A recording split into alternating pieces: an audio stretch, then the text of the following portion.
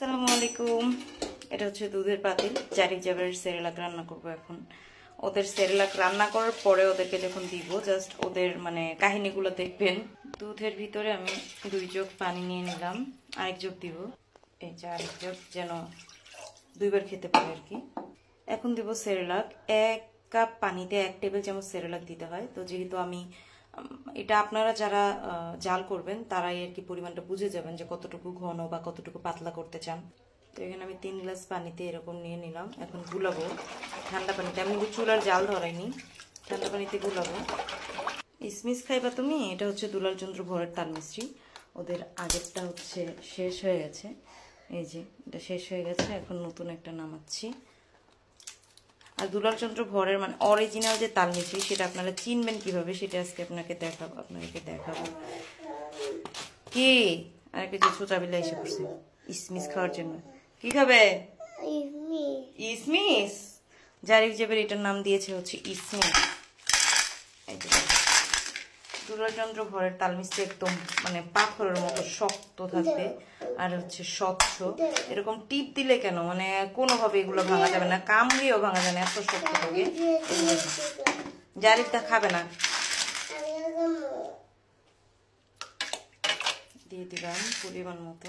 একদম স্বচ্ছ থাকবে, একদম স্বচ্ছ থাকবে। নাও শেষ করে ফেলাইছি। ধরো ওই হাতে ধরো, যাও খাওয়া। জারিফকে দিবা না? ওইটা জারিফকে দিয়ে আসো, যাও। জারিফকে 3টা দিবা? এই যে নাও, যাও। এখন হচ্ছে চুলার জাল ধরিয়ে অনবরত নাড়তে থাকবো, তারপরে তাল মিশ্রিগুলো গলে যাবে।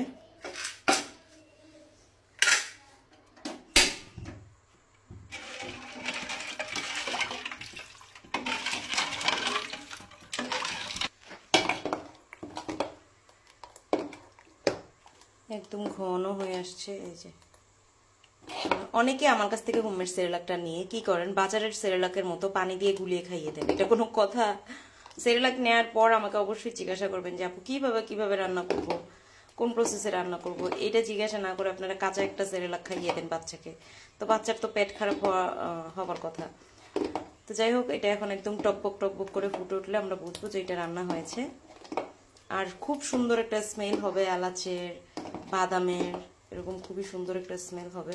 যারা বলেন যে বেসনের ঘ্রাণ আসে, আপু বেসনের ঘ্রাণ আসে, তাদেরকে বলবো যে আপনাদের সেরেলাকটা জাল হয়নি, অথবা আপনাদের সেরেলাক আপনারা পানির চেয়ে সেরেলাকের পরিমাণ বেশি দিয়ে দেন, যেই কারণে সেরেলাকটা পুরোপুরিভাবে কুক হয় না আর ডালের বেসনের মতো ঘ্রাণ আসে।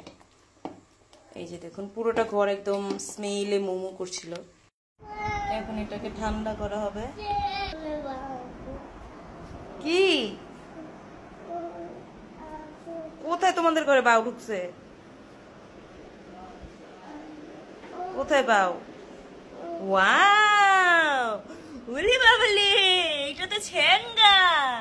এইটা যদি তোমার শরীরে লাগে তুমি ধিঙ্গা চিকা ডান্স করতে থাকবো খালি।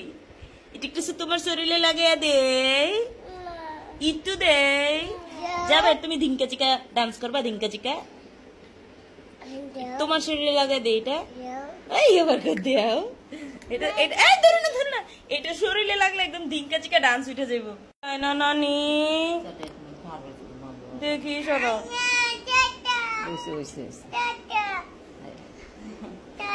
নানি সেরেলাক দেয় না।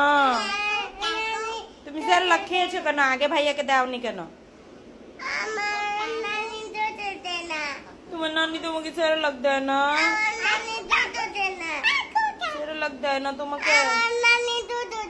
ওইটাতে দুধ না তো, ওইটাতে তো সেরেলাক। আচ্ছা তুমি ঘাটে যাও, সুন্দর করে শো, সেরেলাক দিচ্ছি। মনা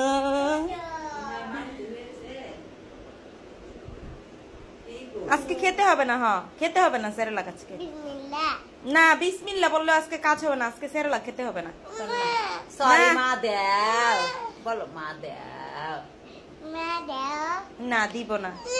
দেখো দে, তাহলে তুমি বড় হইয়া আমাকে স্বর্ণ কিনা দিওনি, আমাকে ভরি ভরি স্বর্ণ কিনা দিওনি, টাকা কামাইয়া আমার হাতে দিওনি। থ্যাংক ইউ বলো আমাকে। Thank you. Thank you. তো তো বলে দেয়। সুন্দর করে কথা বলতে হয়, সুন্দর করে ধরো ধরো ধরো, এইখানে ধরো। হ্যাঁ হ্যাঁ ধরো, খাও। ভালো লাগে না, আরে আমার কাছে টাকা ছিল না, না, একটা তো বাসায় আছি। এটা খায় না দাও। নতুন পাইলে আর পুরান দিকে কি কেউ তাকায়? হ্যাঁ বুকুম বুকুম বুকুম বুকুম বুকুম। মানে কি কর